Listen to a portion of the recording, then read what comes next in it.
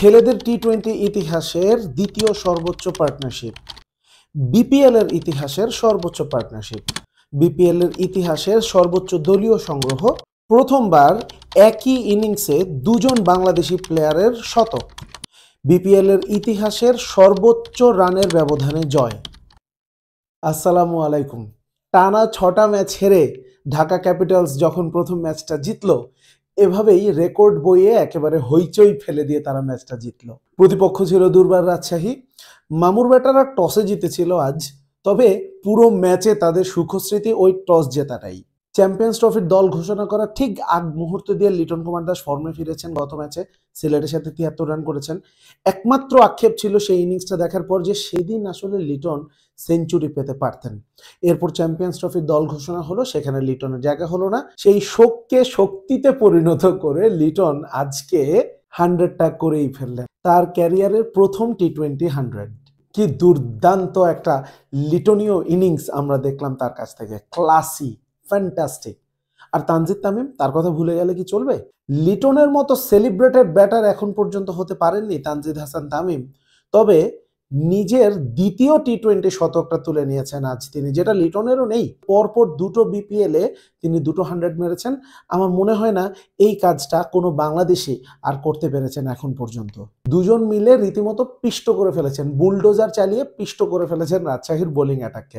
আগে ভিডিওতেই বলেছিলাম যে রাজশাহী সেদিন সাকসেসফুল হলেও তাদের বোলিং অ্যাটাকটা কিন্তু খুব একটা সুবিধার না, ফুল অফ পার্ট টাইমার্স।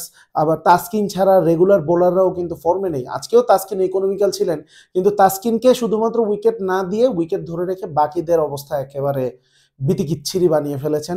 এবং বলছিলাম যে আসলে কতদূর যেতে পারে এই দুর্বার রাজশাহী তাদের এই বোলিং অ্যাটাক নিয়ে, সেটা সময় বলে দিবে। এখন তো মনে হচ্ছে যে খুব একটা ভালো সময় তাদের জন্য নেই আসলে পুরো টুর্নামেন্টে। এখন পর্যন্ত খুব ভালো করতে পারেনি এই বোলিং নিয়ে, সামনেও কনসিস্টেন্টলি পারবে কিনা সন্দেহ রয়েছে। গরম তাওয়া পেয়ে রুটি সেকে ফেলেছেন আজকে ঢাকার বোলাররাও। আবু জায়েদ রাহি, মুকিদুল মুগ্ধ, মোসাদ্দেক সৈকত, আফগান রিক্রুট ফারমানুল্লাহ শাফি প্রত্যেকে 2টা করে উইকেট পেয়েছেন। মোস্তাফিজ একটা উইকেট পেয়েছেন আর একটা রান আউট। সব মিলিয়ে মাত্র 105 রানেই গুটিয়ে গেছে রাজশাহী। 149 রানের বিশাল ব্যবধানে জয় তুলে নিয়েছে, যেটা বলেছিলাম বিপিএল হিস্ট্রির সর্বোচ্চ ব্যবধানে জয় ঢাকা ক্যাপিটালস। ঢাকা প্রথম জয় পেলেও এখনো কিন্তু টেবিলে তলানিতেই রয়েছে তারা, তবে হাতে এখনো 5টা ম্যাচ রয়েছে। আজকে প্রথম জয়ের পর বাকি 5টা ম্যাচও যদি তারা টানা জিতে যেতে পারে, কি বেশি আশা করে ফেলছি? আরে ভাই, আশাই তো জীবন। আশা যদি না থাকে তাহলে আর জীবনে আছে কি? আমার মনে হয় ঢাকা ক্যাপিটালসকে এভাবেই খেলতে হবে এবং এভাবেই চেষ্টাটা করে যেতে হবে যদি তারা প্লে অফে কোয়ালিফাই করতে চায়। আচ্ছা, ভালো কথা, রাজশাহী কিন্তু টেবিলে 6 নম্বরে নেমে গেছে আজকে হারার পরে। এখন প্রশ্ন হচ্ছে, ঢাকার সাথে রাজশাহী 6, সিলেট গেল কই? ইয়েস, সিলেট কিন্তু আজকেও ম্যাচ জিতেছে। টানা দ্বিতীয় ম্যাচ জিতে তারা কিন্তু 5-এ উঠে গেছে। সিলেটের প্রতিপক্ষ ছিল আজকে খুলনা টাইগার্স। খুলনা টাইগার্স একটু চিপায় পড়ে গেছে, টানা দ্বিতীয় ম্যাচ হারলো তারা। তবে খুলনা টাইগার্সের হাতে এখন অনেক ম্যাচ রয়েছে, আজকে মাত্র 4র্থ ম্যাচ ছিল তাদের। সিলেট স্ট্রাইকার্স প্রথমে ব্যাট করার পরে আজকেও কিন্তু 2 বিদেশিকে তারা হারিয়ে ফেলে। জর্জ মানসি এবং রাকিম কর্নওয়াল দুজনই আউট হয়ে যান খুব তাড়াতাড়ি। 15 রানে 2 উইকেট পড়ে যায়।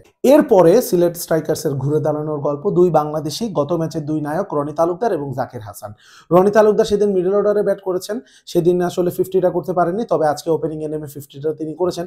44 বলে 56 রান করেছেন রনি তালুকদার। আর আগের দিন 27 বলে 58 করা জাকির হাসান, তাকে আজকে আটকানোই যায়নি, তাকে আজকে থামানোই যায়নি। 46 বলে 75 রান করে তিনি আজকে ছিলেন নট আউট। মাত্র 62 বল থেকে 105 রানের একটা পার্টনারশিপ গড়ে তোলেন রনি তালুকদার এবং জাকির হাসান। এরপরে অ্যারন জোনসের একটা ক্যামিও, 6 বলে 20 রান করেছেন তিনি এবং গত দিনের মতো আজও ফিনিশিং রোলটা প্লে করেছেন তাদের অধিনায়ক আরিফুল। 13 বল থেকে 21 রানে তিনি অপরাজিত ছিলেন। সব মিলিয়ে 182-তে থামে সিলেট স্ট্রাইকার্স। 183 রানের টার্গেট চেস করার জন্য যে ধরনের একটা শুরু হওয়া দরকার, খুলনা টাইগার্সের হয়েছে ঠিক তার উল্টো। পাওয়ার প্লেতেই 3টা উইকেট হারিয়ে ফেলেছে তারা। 47 রান ছিল, মানে বোঝা যাচ্ছিল যে তারা রান করেছে, মোটামুটি সবসময় রান রেটটা মেনটেন করার চেষ্টা করেছে, কিন্তু নিয়মিত বিরতিতে তারা উইকেটও হারিয়েছে। শেষ দিকে পাকিস্তানি মোহাম্মদ নওয়াজ, বাংলাদেশের মাহিদুল অঙ্কন আর আবু হায়দার রনি একটু চেষ্টা করেছেন বটে, কিন্তু শেষ পর্যন্ত পারেনি। 174 রানেই থেমে যায় খুলনা টাইগার্স। গত কয়েকটা ভিডিও ধরেই আসলে টানা আমি ঢাকা আর সিলেটের মাঠের ফর্ম এবং তাদের খেলার অবস্থা দেখে তাদেরকে ব্যঙ্গ করে যাচ্ছিলাম। তবে সিলেট তো টানা ২ ম্যাচ জিতলো আজকে সহ। ঢাকাও তাদের ১ম ম্যাচ জিতলো একেবারে রেকর্ডের বই উল্টাপাল্টা করে দিয়ে। সেই সাথে খুলনা একটু চিপায় পড়ে গেল, রাজশাহী একটু চিপায় পড়ে গেল।